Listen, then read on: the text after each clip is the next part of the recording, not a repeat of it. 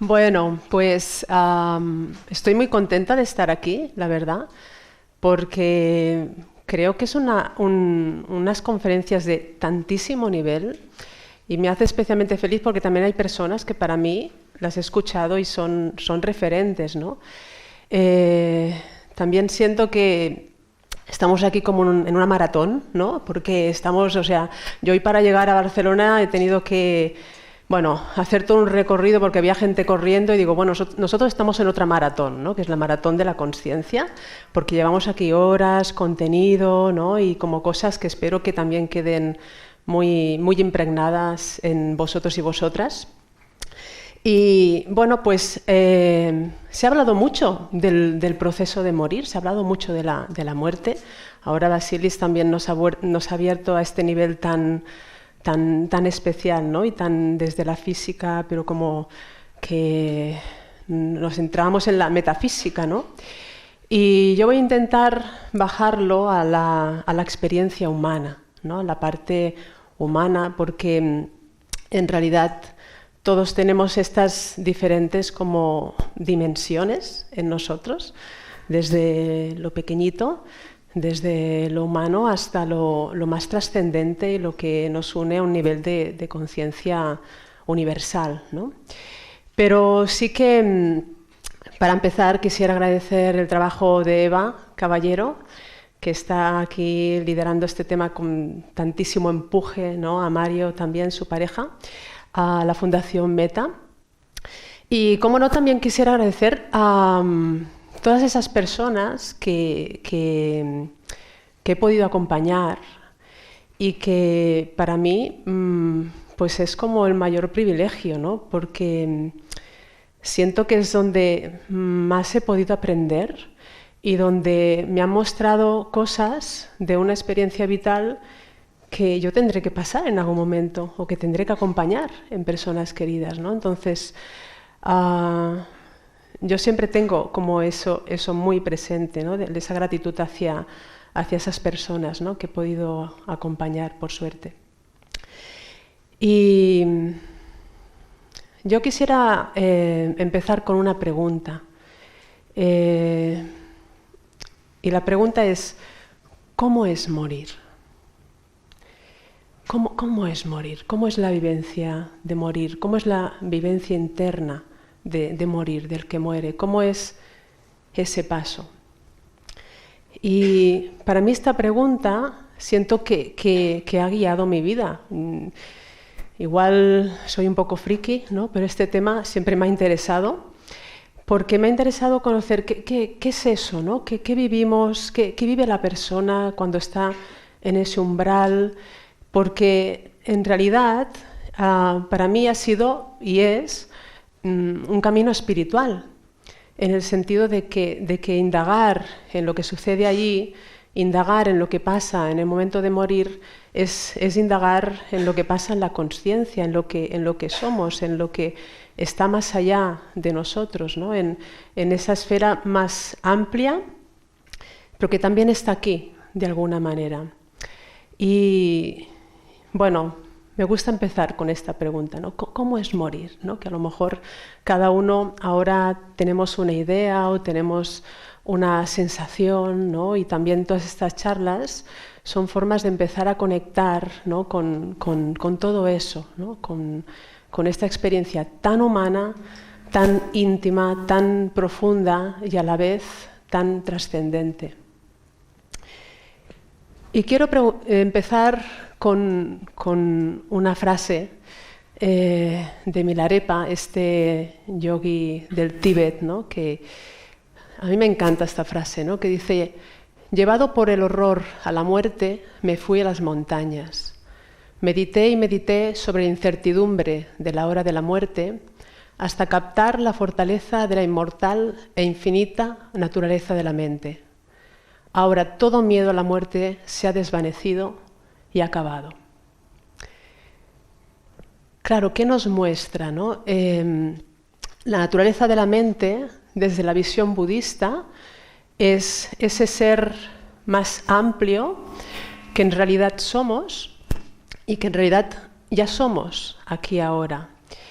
Y cómo ese horror a la muerte o ese miedo en el que todos nos podemos reconocer, ¿no? Porque desprenderse de todo lo conocido, desprenderse de esta vida, despedirse de personas queridas, no es cualquier cosa, ¿no? Es como un salto al vacío, un salto a lo desconocido, a lo que no sabemos.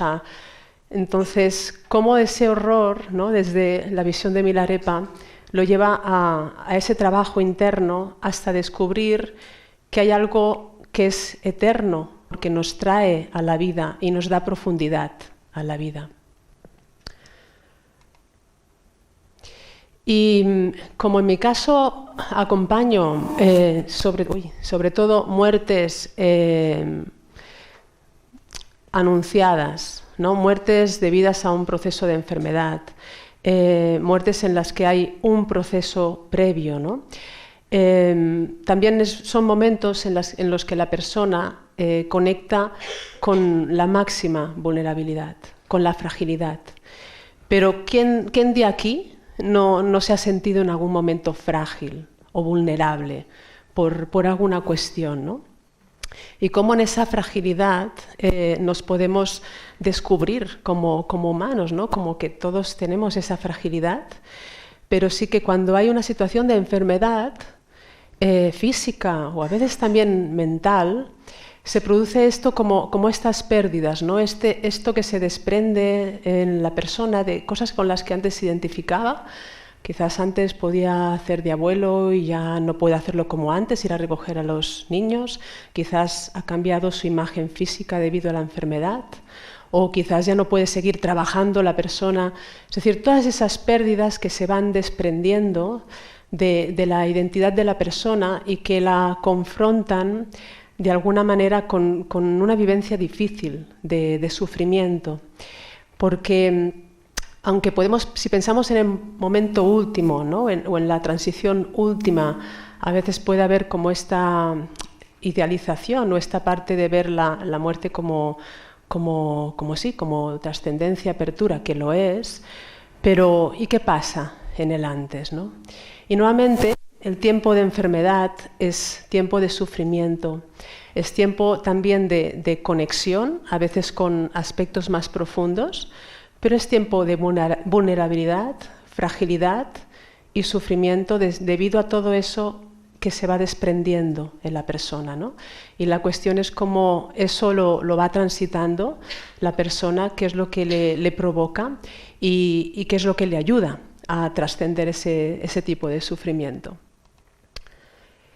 Y nos dice William Breitbart, que es un psiquiatra de Estados Unidos, que claro, no hay mayor crisis existencial que afrontar la propia muerte. Y yo quizás añadiría que a veces también esta crisis existencial puede devenir por el duelo, por haber perdido a alguien muy querido, ¿no? un ser querido muy cercano. Y cómo eso nos provoca una ruptura absoluta, ¿no?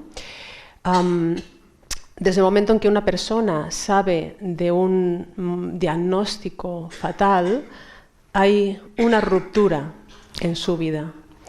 En algunas personas eso provoca incluso un trauma.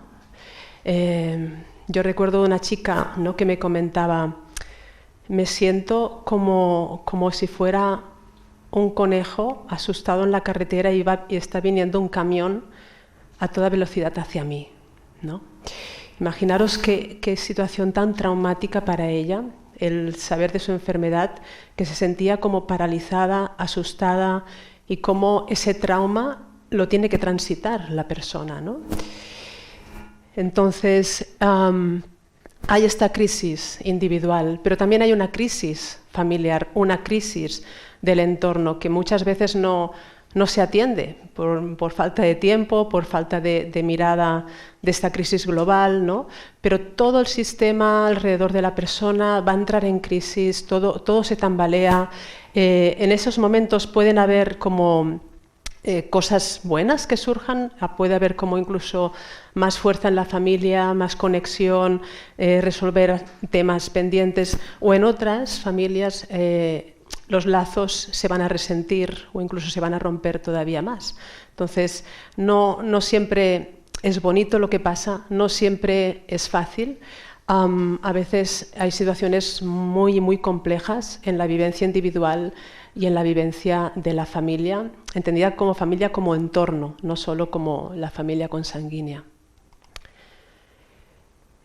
Todo y eso, lo que procuramos trabajar, ¿no? Y lo que procuramos que se conecte en la persona es qué es eso que se mantiene intacto a pesar de la enfermedad.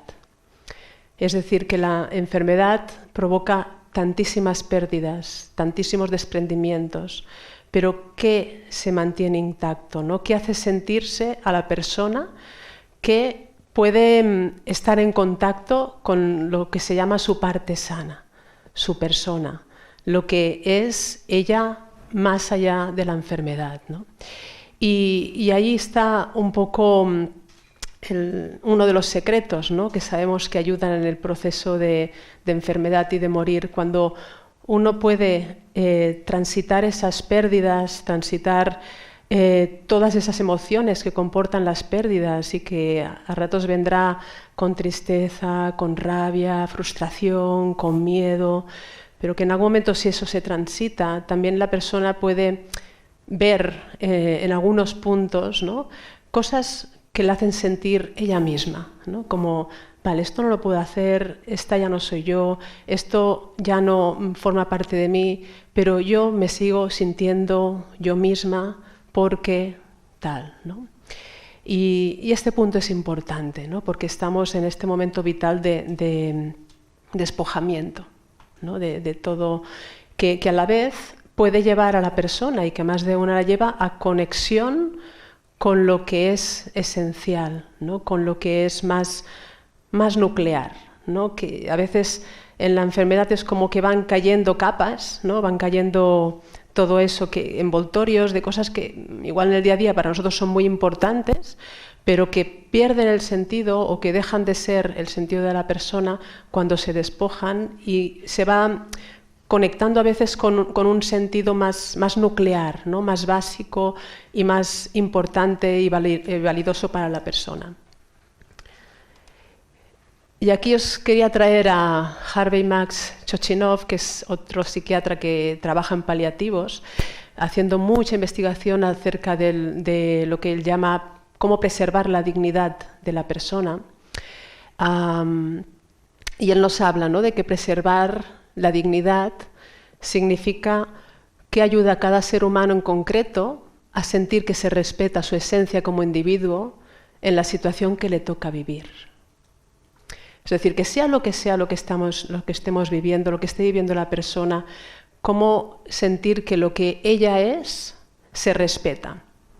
Y aquí tenemos una función importante, porque no es solo que la persona se autoevalúe o puede encontrar en ella misma, sino que en estos momentos de suma vulnerabilidad, el espejo que se recibe de los demás, cómo es mirada, cómo es atendida, si los demás lo ven como enferma o la ven también como persona y pueden ver esta parte sana, eso de alguna manera la hace como un espejo que a la persona le ayuda en este punto, ¿no?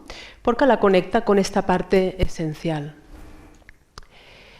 Y qué importante, ¿no? Respetar el proceso desde el punto que es un proceso tan único, nuestra vida es un proceso único. El proceso de enfermedad es un proceso único, el proceso de morir es un proceso único. Y sí que a veces sin querer venimos con unas ideas o venimos con unas proyecciones o lo que a nosotros nos gustaría como familiares o como acompañantes o como profesionales, pero qué importante respetar ese proceso que es interno de la propia persona y que desde afuera podemos acompañar, podemos envolver, podemos facilitar en la medida que podamos, pero hay algo interno que es de la persona, ¿no? Y aquí, ¿no? Sabemos que, claro, el proceso de morir en sí, cuando ya la persona está en proceso final, Aquí nos encontramos con una experiencia en la que los que estamos acompañando no sabemos lo que está pasando por dentro de la persona. Es algo que es invisible a nuestros ojos. Todo eso, qué importante, ¿no? Yo sé que aquí todos estáis en esta sintonía, pero no siempre es así, ¿no? Como seguir manteniendo esta mirada de que pervive conciencia en alguna medida en la persona. Y que esa mirada lo cambia todo, porque no es lo mismo acompañar a alguien sabiendo que hay algún tipo de conciencia que perdura en ese proceso, que pensar que ya, como está en un proceso de agonía, hay inconsciencia, ¿no? Pero esto todavía nos lo seguimos encontrando, ¿no? De que a veces se ve como este proceso final en el que aparece la inconsciencia como un sinsentido, ¿no? Hay familiares que dicen, pero ya no tiene sentido, está aquí, pero ya no es él, ya no es ella, ¿cómo es que esto no se acaba, ¿no? Pero claro, es que quizás también hay un tiempo para eso interno, ¿no? Y sobre todo respetando las necesidades o las voluntades de la persona. Pero ¿y si hay un tiempo para que el cuerpo y el alma también se vayan acompasando en eso que está sucediendo, que es ese paso último?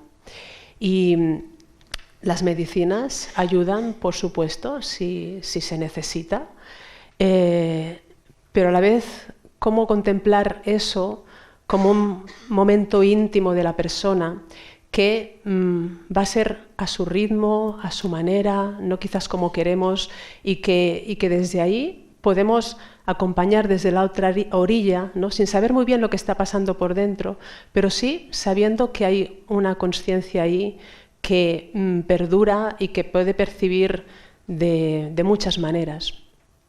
Entonces os explicaré también el caso de una persona que yo recogí su testimonio y que está en el libro, ¿no? Que la hermana de una mujer que estaba como parecía en proceso de morir y estuvo como unas horas plenamente inconsciente, o sea, no había forma, y los médicos dijeron, ya está en proceso de morir, ¿eh? Pero por alguna razón volvió a la conciencia y ella relató algo de lo que les pasó en esa experiencia, ¿no? Y me decía la hermana, ¿no?, de esta mujer, de Mariluz, dice, claro, es que su hijo en ese momento estaba tan asustado que solo estaba ya a su lado diciéndole, mamá, mamá, mamá, vuelve, ¿no? Mamá, por favor, no te vayas. Desde una emoción pues absolutamente natural, ¿no?, de un hijo que estaba asustado delante de esa situación. Y claro, esta persona cuando volvió, lo primero que dijo, dice, lo que yo necesitaba era ver mi altar, ¿no?, porque se había como construido un altar con algunas imágenes inspiradoras para ella, algunas fotografías, ¿no? Y cuando volví, estaban los médicos tan encima de mí que no veía eso, que era lo que a mí me daba calma. Pero también me explicó, y no sé qué pasaba, pero yo me estaba como elevando, tenía una sensación de elevación y algo me retenía y algo me bajaba y notaba como una sensación de que no podía, ¿no?, de que no podía.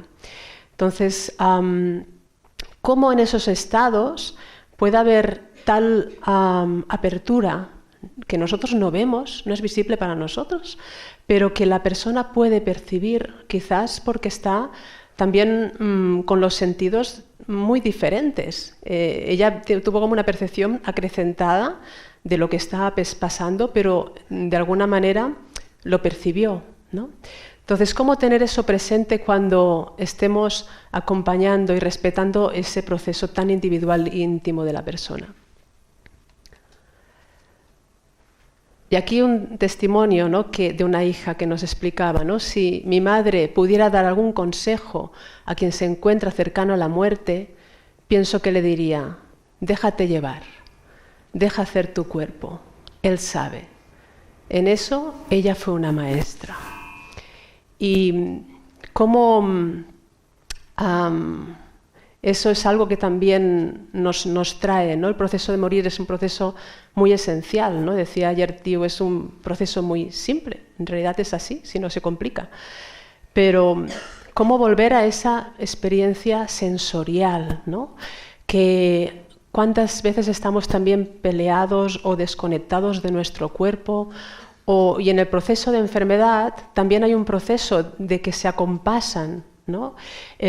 A veces van como a diferentes tiempos. El cuerpo empieza a dar señales de que la muerte está cerca o de que está pasando y la mente todavía no está preparada, la persona no está reconciliada todavía con la idea de morir. O a veces sucede al contrario, que la persona dice yo ya estoy preparada y el cuerpo no se pone en marcha, no inicia el proceso, ¿no? Cómo en el proceso de morir hay este acompasarse, ¿no? Que cuando eso se acompasa y el cuerpo también va con la parte mental, emocional, como que algo se libera, ¿no? Y algo se deja ir y cambia en algún punto el estado. Y cómo esta experiencia básica, sensorial, que lo sensorial también es lo que somos, ¿no? Ayuda y guía en este dejarse ir, en este soltar profundo que es el proceso de morir, ¿no? Y en realidad algo que también observamos es que cuando la persona está próxima a morir, pero quizás todavía está preservada su conciencia, pero yo algo que he observado es como que a veces viene un proceso emocional que va más allá de lo cognitivo, ¿no? Igual te dicen, pues estoy triste y no sé por qué, ¿no? O viene como un miedo visceral, interno, que tampoco no tiene ni nombre ni es muy concreto, ¿no? Yo creo que cuando nos acercamos, ¿no?, a este momento es como que parte también de las defensas psicológicas que todos tenemos, la parte mental que a veces está rigiendo tantísimo, baja y emerge una parte emocional, sensorial, como decíamos, que es también muy sabia, es como que está también depurando, ¿no?, o sacando emociones o transitando emociones que van más allá de quizás de lo que la persona conoce desde su personalidad. Y el miedo muchas veces es una puerta que en algún momento se tendrá que atravesar. A veces desde la conciencia, porque la persona puede referir en muchos momentos el miedo a morir o el miedo a desaparecer o el miedo a dejar a los demás. Y a veces el miedo aparece de una forma muy visceral, más allá del contenido, ¿no? Y es una puerta a atravesar, que si se atraviesa, ¿no?, la esperanza es más luminosa, pero que hemos de tener esa conciencia, ¿no?, de que quizás en algún momento surgirá ese miedo y cómo transitarlo para poder ir más allá de él, ¿no? Y tan es importante transitar el miedo, las emociones intensas que surjan, como también no engancharse a las expectativas, ¿no? Porque eso también es un problema. Cuando uno tiene una idea de cómo quiero morir, o incluso hay como la intención de yo quiero morir en paz, ¿no? Claro, eso es un deseo, ¿no? Pero si hay una expectativa, que la expectativa siempre es algo como más cerrado, más concreto, nuevamente no ayuda, ¿no? O cuando la persona a veces se pelea con lo que está viviendo.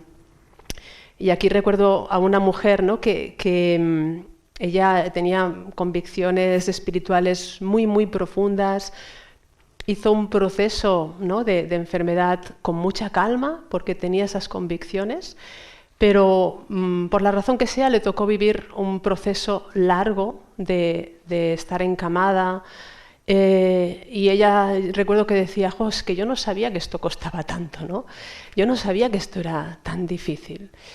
Y bueno, fue lo que ella tuvo que transitar, ¿no? Pero cómo se puede ir soltando el miedo, o esa es la intención, ¿no?, haciendo todo un proceso emocional, que eso no se suelta así como así, y también las expectativas, que también pueden generar dificultades. Y aquí la Silvia, hermana de Mariluz, ¿no?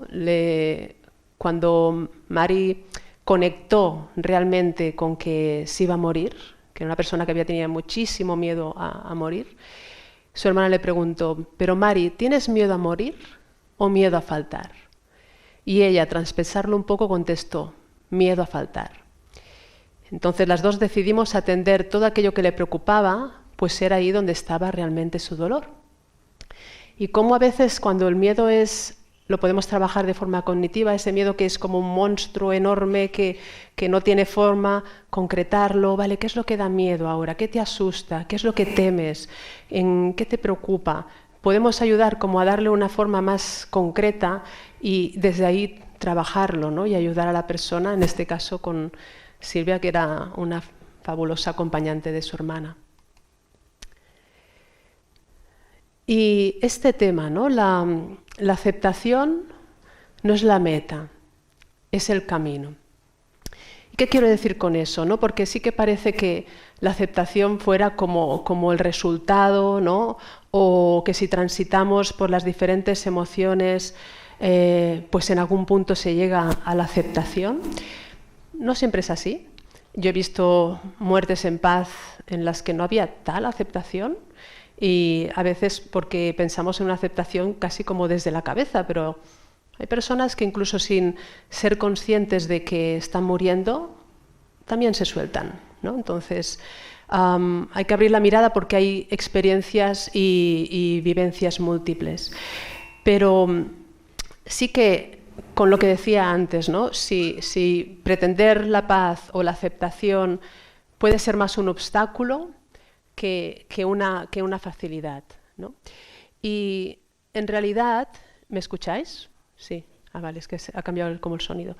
En realidad, claro, es el camino para mí porque en cada experiencia humana y en el morir también, lo más importante es cómo asumo y me abro a esta experiencia que estoy teniendo ahora. Ya sea que ahora estoy muy asustada, o ahora tengo mucha pena, o ahora conecto con algo trascendente que me ayuda, pero cómo aceptar y asumir lo que estoy viviendo ahora es lo que más permite que la experiencia se pueda como revelar y se pueda transitar, y en algún momento, si eso se vive y se vive con plenitud, cambia.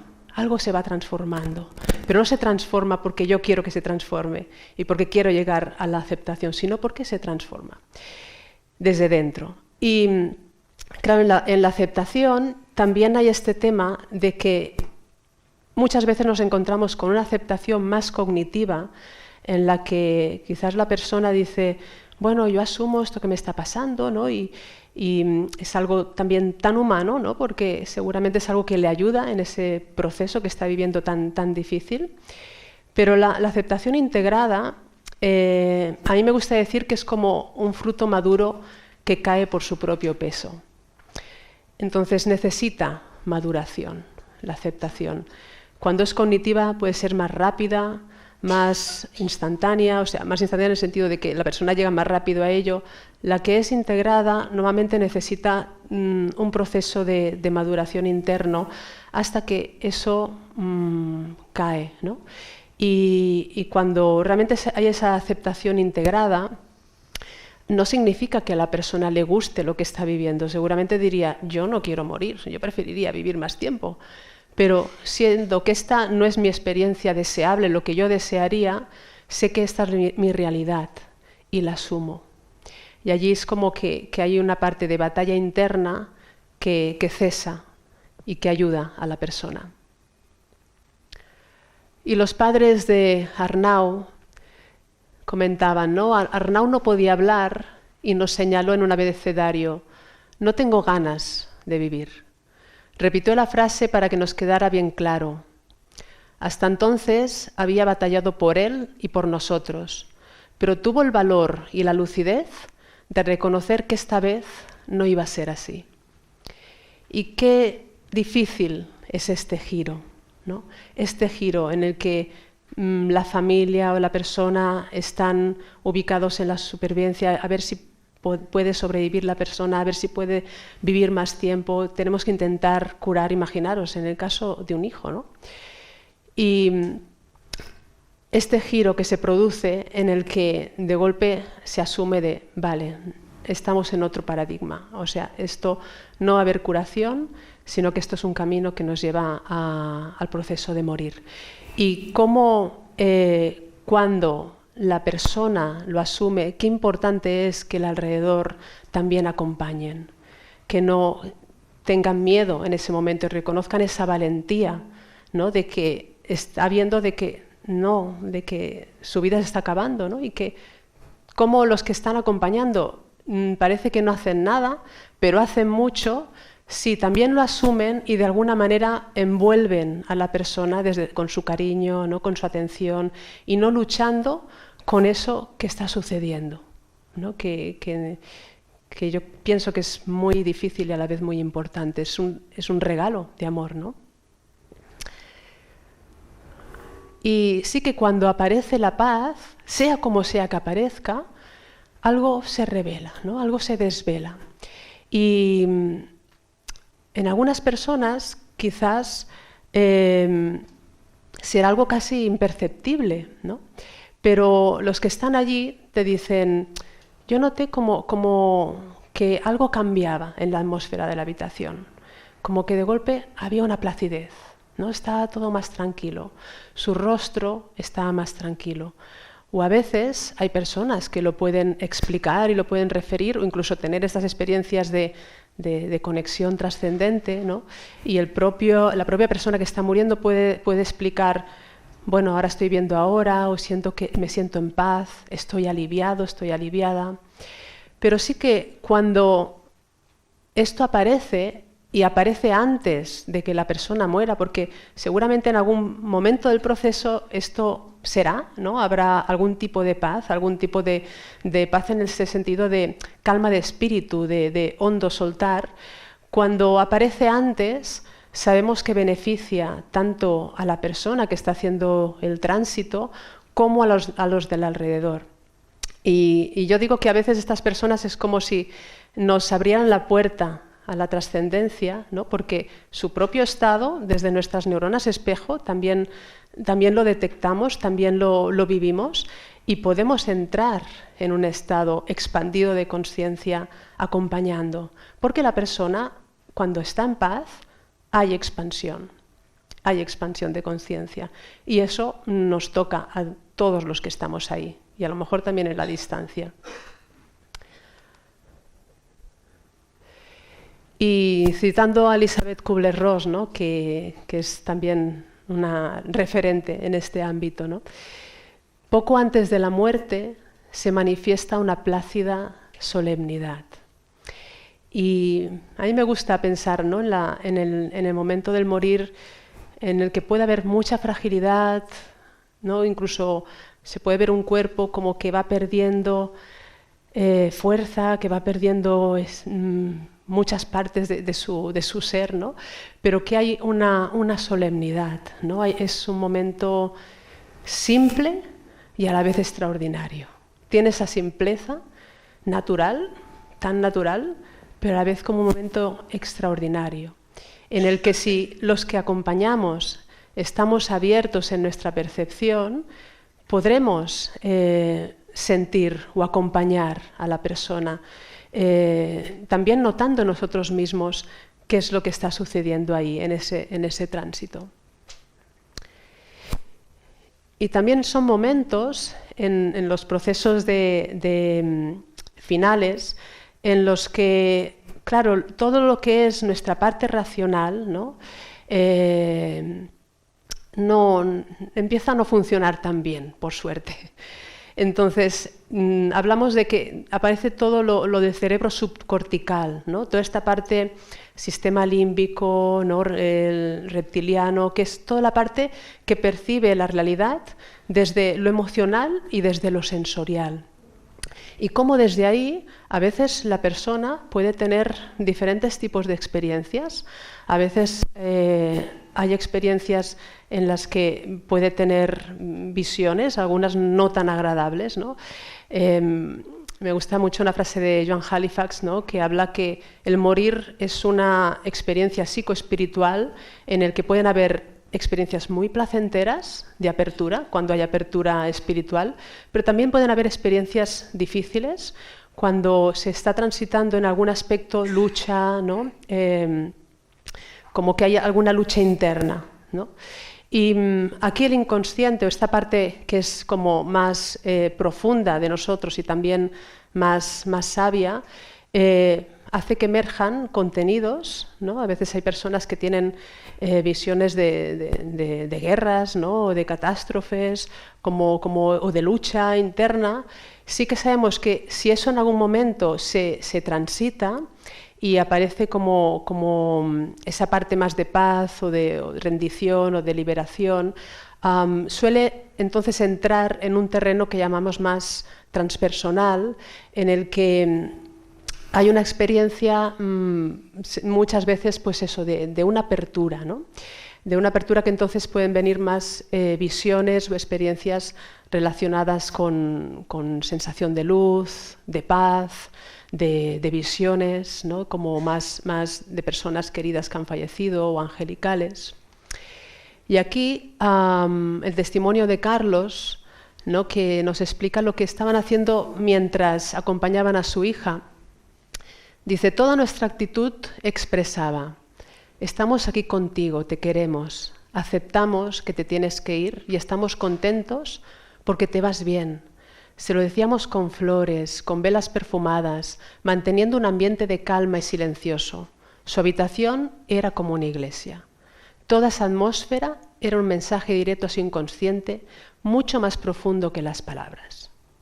Entonces, ¿cómo podemos mandar mensajes al inconsciente de la persona, dándole seguridad, con todo ese ambiente, ¿no?, que nosotros decimos no pasa nada por llorar cuando estás con una persona que está muriendo, no hay que estar ahí compungido, aguantando la emoción, puedes llorar, pero si es un lloro intenso de desesperación, mejor hazlo fuera, porque ahí estás tú conectado con tu propia emoción y no puedes estar. Y es importante preservar el ambiente, la atmósfera que está acompañando a la persona, con todo eso que expresa nuestro ser a nivel energético, a todos los niveles, ¿no?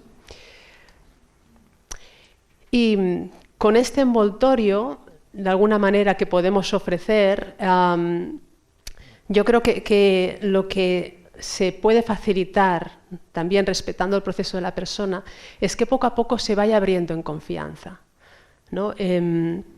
Cuando la persona se abre en confianza, hay apertura, y creo que el proceso de morir es un proceso de apertura, de cómo ir abriéndonos, cómo ir abriéndonos, cómo ir abriéndonos. Y cuando eso sucede, pues es cuando realmente podemos conectar, ¿no?, con esa parte más esencial. Y aquí Carlos, el padre de Alba, nos dice, ¿no?, en el momento del proceso de morir de su hija, ¿no?, era de madrugada, una noche de marzo, y Alba estaba muriendo. Hacía frío en la habitación. Recuerdo que la acariciaba y le decía cosas al oído, y sorprendentemente yo sudaba de calor. La atmósfera era muy intensa, serena, pero con una intensidad creciente, como cuando vas subiendo el volumen de la música. Esa vibración en aumento culminó en el momento en el que murió. Entonces se da un proceso interno, biológico, psicológico, espiritual, social en el proceso de morir, pero también hay algo a nivel energético que se modifica y que incluso es sabido, ¿no?, que después de la muerte también hay todo un proceso a nivel energético. No me extraña que las investigaciones que está haciendo Vicente y Basilios, ¿no?, como reflejen también eso. Desde nuestra cultura no lo vemos tan así, pero desde otras culturas saben muy bien que hay un proceso post, ¿no? Y en este proceso post, ¿cómo acompañamos? Que yo creo que esto también es algo que hemos perdido en nuestra cultura. A veces están muy de moda los fast entierros, o sea, todo muy rápido y poca conciencia de que hay algo sutil de la persona que se va desprendiendo poco a poco de esta vida y que quizás desde aquí también podemos acompañar de ciertas maneras desde la parte energética, ¿no? Desde nuestra conciencia, a veces simplemente mandando buenos deseos, pero cómo acompañar en ese proceso post que, por ejemplo, desde el budismo se tiene tan y tan claro, ¿no? De lo importante que es ese acompañamiento post, aunque sabemos que habrán quizás conexiones con otros seres que ayudarán desde el otro lado. Y bueno, en realidad la muerte es una puerta a la trascendencia. Por eso a mí me gusta hablar de que tenemos que recuperar la muerte como experiencia espiritual, ¿no? Que es como si nos hubiéramos quedado solo con una parcela de la muerte, la parte pues, más física o descarnada o de despedida, pero es que la muerte es una experiencia espiritual para el que la pasa y para quienes la acompañamos. Y a la vez la trascendencia tiene múltiples significados, quizás para cada persona es algo distinto. Y me gustaría que hiciéramos como una pequeñita reflexión, autorreflexión ahora, en el que pudierais preguntaros, para mí, en este momento, ¿qué es la trascendencia? ¿Qué siento que perdura de mí más allá de la muerte, cuando yo muera? ¿Qué va a quedar de mí? ¿Qué perdura? Y mirar si viene algo, puede ser una idea o puede ser una sensación, a veces es más una sensación, o una imagen, o una palabra. Pero ¿qué es para mí la trascendencia? ¿Qué perdurará de mí? Y es importante respetar todos los significados. Para algunas personas quizás será el encuentro con la divinidad, para otras quizás será el encuentro con ese ser más amplio que siente que es, para otras quizás será desde una visión más humanista, pues lo que quedará hecho de mí en los demás, mi legado, que me recuerden. Todo es válido. Y tenemos que acompañar desde el significado de la persona, porque tenemos mucha tendencia a dar recetas espirituales. Y a veces la persona la pide y bueno, pues se la damos, ¿no? Pues para mí la muerte es... Pero yo creo que es más importante que la persona encuentre su significado y sí a lo mejor tener pues lecturas, ¿no? Pero que vaya creando su significado. Y aquí os quería comentar también de una persona que he acompañado recientemente, que ella me explicaba, ¿no? De ahora que sé que me voy a morir, mis amigas solo me envían vídeos de experiencias de casi muerte. Supongo que le enviaron vídeos de Pim Van Lommel, de Manuel Sanz y cosas tan útiles, ¿no? Y que sus amigas lo hacían con todo su interés y sus ganas de que le ayudara. Y ella me decía, dice, yo lo aprecio mucho, pero me empiezo a escucharlo y todo se me hace como muy, muy farragoso, es como que lo tengo que entender, ¿no? Y me cuesta ahora entender. Y en cambio me decía, pero el otro día, cuando tuve una crisis de ahogo muy, muy fuerte, en ese momento, yo sin ser creyente, sentí que me encomendaba a algo más amplio que yo, como que pedía, por favor, ayúdame con lo que tenga que vivir, por favor. Y como, dice, y en ese momento sentí una paz y sentí una sensación que no sé ponerle nombre, pero que a mí me ayudó en ese momento. Entonces, es más importante una experiencia que mucha teoría. Y cómo tenemos que ir creando esa experiencia en nosotros, ¿no? Mientras estamos en vida, ¿no? Esa experiencia de conexiones más profundas, buscando también, leyendo o viendo vídeos, pero buscando cómo es la experiencia para mí, porque eso yo creo que es lo que más va a ayudar, la experiencia. Y para esta persona era esta experiencia, ¿no? ¡Pum! Algo se abrió y como que fue algo que después fue utilizando. Y eso le resultaba más útil que no en ese momento tan vulnerable, pues pensar, ¿no? Se hacía como farragoso toda esta parte. Entonces también aquí otro testimonio, el de Mercé, que dice: es muy difícil explicarlo con palabras, pero durante esas horas no hubo sufrimiento en nosotros los familiares. Acompañábamos a ese ser que amábamos tanto y allí no éramos ni esposa, ni hijo, ni hermana. Lo importante era lo que estaba sucediendo, el último paso de Lluís. En la habitación se generó una esfera de amor increíble. Y es que, claro, esta experiencia que trasciende, muchas personas dicen, en ese momento casi como que las emociones se quedaron a un lado y había un estado distinto en la habitación. Y el amor como este elemento esencial, ¿no? Que sabemos que ayuda tanto a vivir y a morir en paz, ¿no? Porque con la idea que tuve en el libro de recoger testimonios de muertes en paz, era, vale, como que esto nos enseñe que ha ayudado a algunas personas a morir en paz, pero es que esas enseñanzas nos ayudan en vida a vivir mejor. Y cómo eso aplicarlo. Y sacándolo también del modelo GES, que es el modelo de espiritualidad de la SECPAL, ¿no? Que nos hablan desde esta espiritualidad amplia, que nos habla de la dimensión intrapersonal, que es el sentido, la coherencia, como si me siento en sentido, en coherencia conmigo misma, si me puedo reconciliar incluso con mis circunstancias difíciles.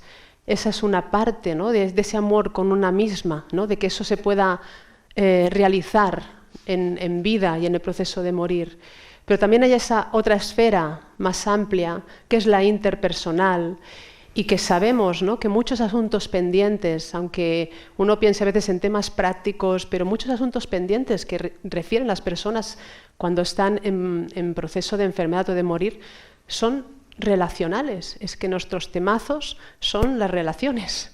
Y ahí es donde tenemos como que bajar todo eso que sabemos y todo eso que nos cuesta tanto aplicarlo en vida, en nuestras relaciones, ¿no? En cómo resolver conflictos, en cómo encontrarnos, en cómo disolver barreras, porque hay muchas barreras a veces al amor, pero hay amor muchas veces, ¿no? Y cómo disolver esas barreras. Y a otro nivel más amplio, que es el nivel transpersonal, ¿no? Desde el modelo GES, que nos habla desde esa conexión también amorosa de que hay algo más allá que es benevolente y que para algunas personas será la energía, será Dios, será algo trascendente o será eso mío bueno que perdura, pero que eso que trasciende también es algo que ayuda desde esta parte que trasluce el amor, ¿no? Y bueno, entonces ante la muerte no hay respuestas, desde mi modo de ver, solo hay experiencias. Entonces, busca tus experiencias de cómo es ese ser trascendente, eso que es más amplio de ti mismo, de ti misma, porque eso va a ser lo que más va a ayudar en vida y en la muerte. Y para terminar, me gusta siempre poner algo bello, ¿no? Porque pienso que en la muerte necesitamos inspiración y belleza, ¿no? Cosas que nos inspiren, que eleven nuestro espíritu y belleza. Y este haiku, que son estos poemas cortitos japoneses, ¿no? Que los escriben maestros en el momento de morir, ¿no? Antes de perder la conciencia. Y este tan precioso, ¿no? Que dice: caed, pétalos del ciruelo, caed, y dejad el recuerdo del aroma. Así que esto es todo.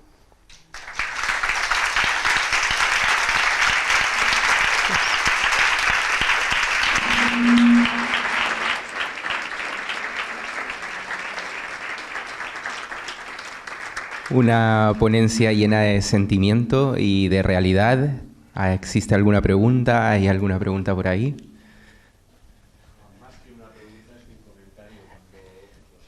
Espérame un momento. Cuando nos has hecho antes una llamada a la reflexión y en la antepenúltima diapo que has pasado, me ha venido a la mente una frase que leí hace tiempo, no recuerdo de quién era el autor ni en qué libro, que decía que en el momento de morir lo más importante es cómo y en qué medida has amado y cómo y en qué medida te han amado. Sí, que habla de esta apertura interpersonal, ¿no? De cómo limpiar estos bloqueos o estas barreras en las relaciones y que el amor pueda surgir hacia los demás y hacia uno mismo, ¿no? Y de los demás hacia uno mismo. Muchas gracias por la reflexión. Gracias.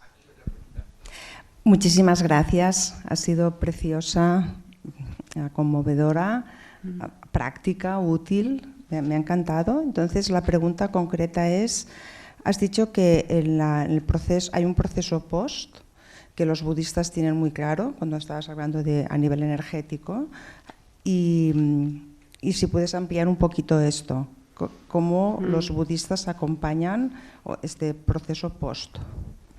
Gracias. Se acompaña desde el budismo, pero también incluso desde esta parte más que Vicente Merlo habla esotérica, como a nivel energético, desde cosas que nos habló también Ana Laura. Desde la perspectiva budista, incluso durante el tránsito, hay este libro, ¿no?, tibetano de la vida y de la muerte, en el que de alguna manera se repiten unas instrucciones por si ayudan a esa conciencia, ¿no?, que está en proceso de morir.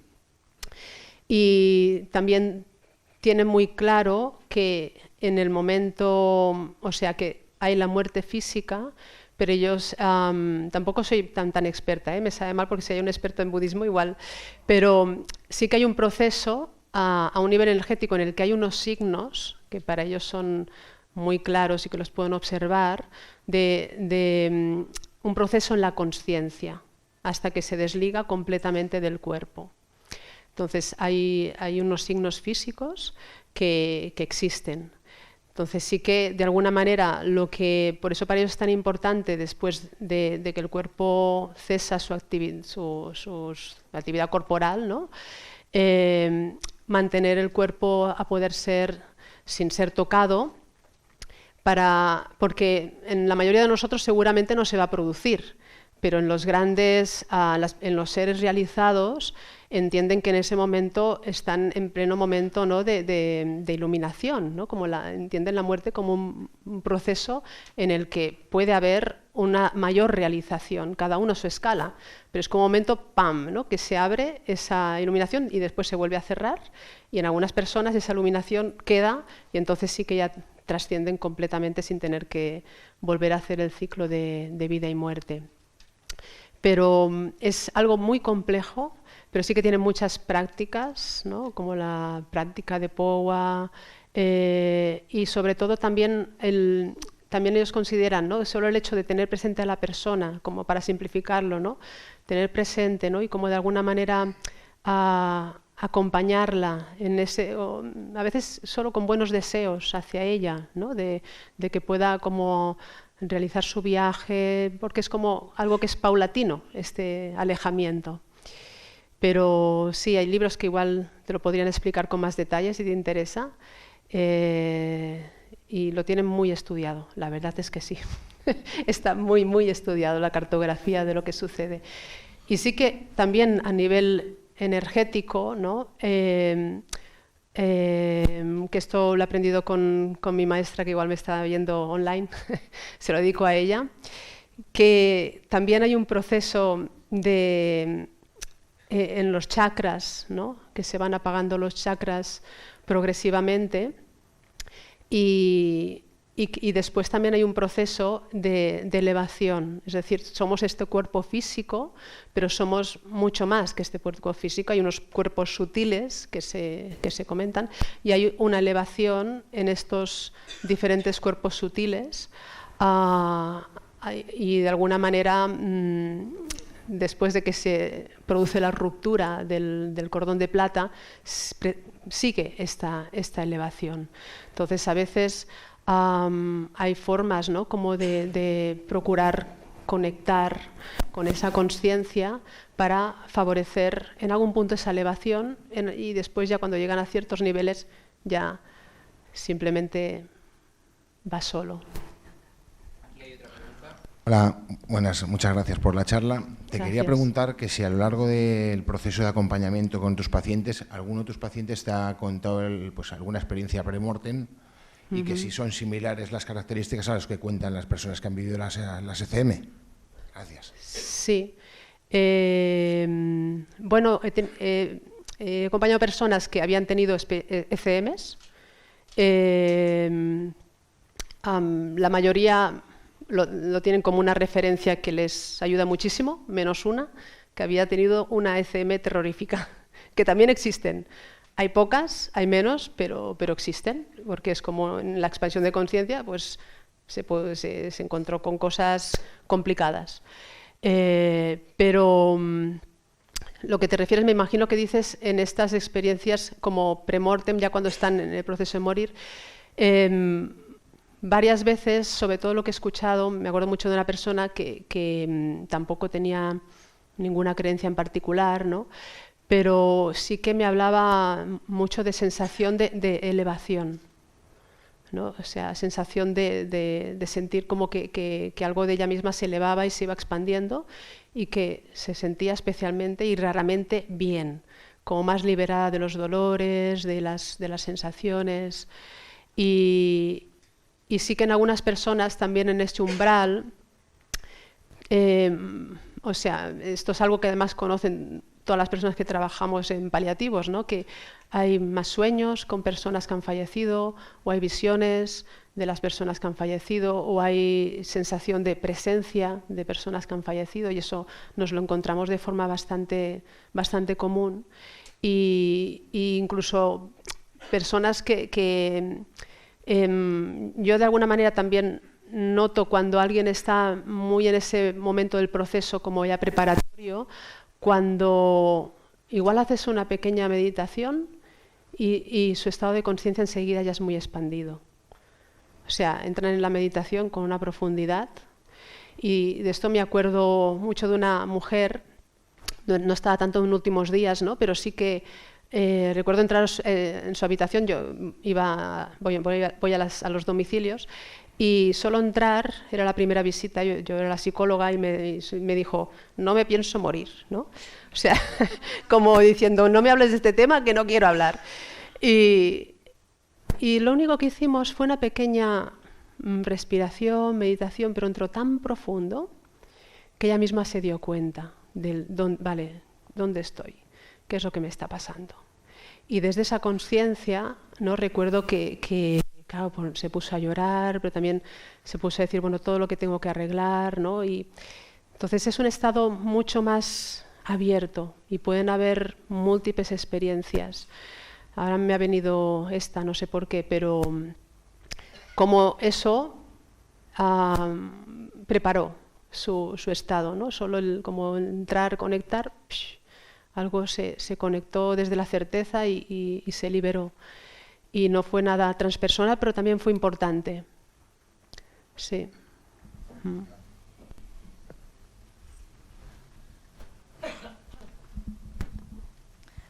Te quería preguntar sobre lo que estabas diciendo ahora del proceso post y de no tocar el cuerpo, como una duda que podemos tener las personas que hemos donado, por ejemplo, nuestros órganos. Y que me hace pensar también en también lo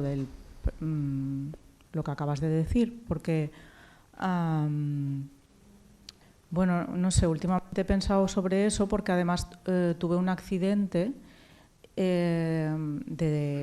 y entonces el coche volcó y quedó como cabeza abajo, y nos vinieron a sacar del coche, y yo antes de que vinieran, cuando estábamos dando vueltas de campana en el coche, yo tenía toda esa sensación de de repasar mi vida, de mucha lucidez, como de estar satisfecha con la vida que había vivido, y como de pasarte muchas cosas en unos segundos que decías, ¿cómo puede ser que, bueno, como esa conciencia temporal que dices, no puede ser que si has dado unas vueltas de campana y o sea, que pasen tantas cosas, ¿no? Y justo cuando vinieron a sacarnos del coche, yo me había quedado como atascada debajo y en la cuneta, y yo no quería que me sacaran de ahí, porque me notaba como aún en el proceso como de estar sintiendo todo eso, y como que necesitaba sentirlo y luego recolocarme y volver a notar que no, que estaba viva y que no sé, que no pasa, que no, bueno, pues que no había muerto ni habíamos muerto ninguno de los que íbamos en el coche, ¿no? Claro, eso me hace a veces ahora pensar, pues no sé, ¿no? Eso de que empiecen a tocar tu cuerpo y a sacar los órganos, o no, bueno, no sé. Como que si tienes alguna... si nos puedes ayudar diciéndonos algo sobre eso, las personas igual que hemos podido... Bueno, también repetir un poco, ¿no? Que los que pueden morar en ese estado muchas veces son grandes seres, ¿no? Que tienen mucho nivel de realización. Sí que, por ejemplo, para los budistas, si se tiene que hacer una movilización, pues hacen una pequeña práctica para que no pase nada. Y por encima de todo, como la donación también es algo tan beneficioso, ¿no? Y que se hace desde la bondad hacia los demás, eso tiene más peso que nada. O sea que en definitiva, a nivel último, eso es lo que se considera, ¿me explico? Como que esa parte de bondad y de altruismo hacia otras personas. Y sí que desde esto que explicas, ¿no? Del accidente, claro, a veces hay algo de experiencias de ECM sin que hayan signos vitales comprometidos, ¿no? Que a algunas personas les pasa, ¿no? Que es una situación como un poco de bifurcación, ¿no? De que tanto podría ir por aquí la cosa o por allá, y se perciben, ¿no? Algunas experiencias de estas como de expansión de la conciencia, que se notan en la expansión del tiempo, ¿no? El tiempo diferente, y que seguramente es lo que experimentaste. Gracias. Yo quería... Cris, estoy aquí. No te veo. Aquí atrás. Vale. Perdona. Yo la pregunta que tengo y la duda es, cuando estás acompañando a personas a final de vida, cuando estás acompañando a personas con una enfermedad así que va a acabar, mi problema es saber en qué momento puedes empezar a introducirle el que conecten con eso, porque al principio muchas veces se niegan, porque niegan que vayan a acabar, piensan que se van a recuperar, y siempre tengo ese miedo de no tocar demasiado rápido. No sé si ahí me podrías... A mí lo que me ha ayudado, María, es seguir a la persona. Es decir, tú puedes hablar de temas, incluso cómo entiende ella la muerte, lo que sea, pero en cuanto a hablar de su propia muerte, tenemos que seguir a la persona.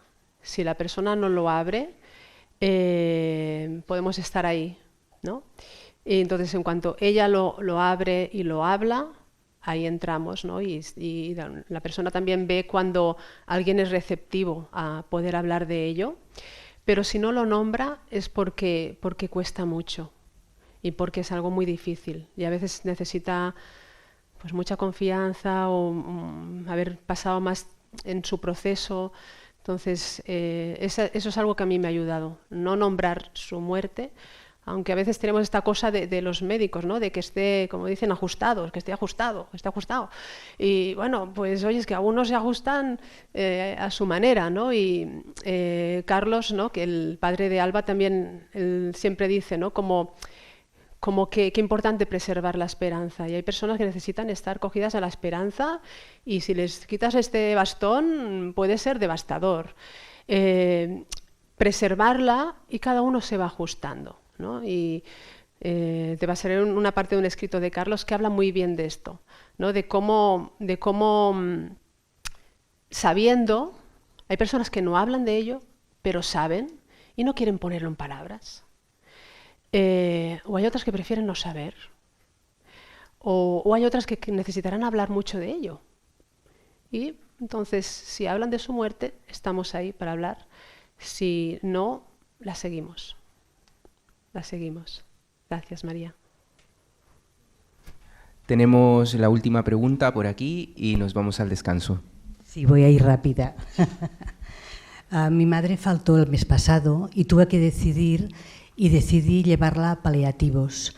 Entonces, que tú has comentado de que cuando la muerte es natural hay todo un proceso, me he planteado si al ser algo provocado por una sedación, yo le he cortado el proceso a mi madre. No, el proceso se produce. O sea, la medicación reduce la consciencia para que no haya sufrimiento, ¿no? Pero hay algo mucho más interno. Y de hecho, por eso también, por ejemplo, esto que nos dicen, ¿no? Que hay lucidez premortem en personas con Alzheimer, en las que la conciencia no está preservada, pero que en cambio hay algo ahí que nos hace saber, ¿no? Entonces, aunque haya sedación, hay una parte de la conciencia que no es tocada por ello, que es esta parte última que no es tocada por eso y que hace su propio proceso también. Y las medicinas es como que favorecen en cuanto a que no haya dolor, no haya sufrimiento. Sí, a la vez, qué importante cuando la persona puede decidir, porque a veces no puede decidir, pero cuando pueda decidir que sea según su decisión, porque eso también es algo que sucede, que se seda sin preguntar. Y a veces por miedo a que la persona no sepa, y a veces es lo mejor para la persona. Porque hay personas que no querrían saber de, oye, que te vamos a sedar. Pero que si nosotros queremos saber, qué importante eso, por ejemplo, tenerlo inscrito en el documento de voluntades anticipadas.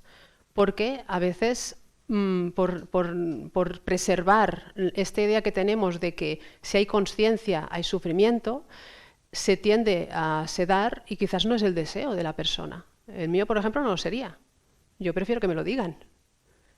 ¿Me explico? Entonces, y esto tenemos que empezar a pensarlo ya, y pensarlo en vida para dejarlo reflejado, para hablarlo con seres queridos, para que sepan nuestras intenciones, porque si no, en los momentos finales tienes que tomar decisiones tú como hija dificilísimas, ¿no? Y que si conoces a la persona, decides sabiendo de la persona, pero si te ha dicho, pues es mejor porque te descarga, porque si no a veces quedan estas cargas de decisiones difíciles en estos momentos, que además no solo las tomas tú, sino que las tomas tú con los médicos, ¿no? Porque se conoce la situación que hay, ¿eh? Sí, gracias. Bueno, todos vamos a morir y qué mejor que... y a vivir. Que morir con amor, que es el libro que tenemos aquí afuera de Cristina. Gracias. Muchas gracias, Cristina. Gracias, Mario. Bueno, maravilloso.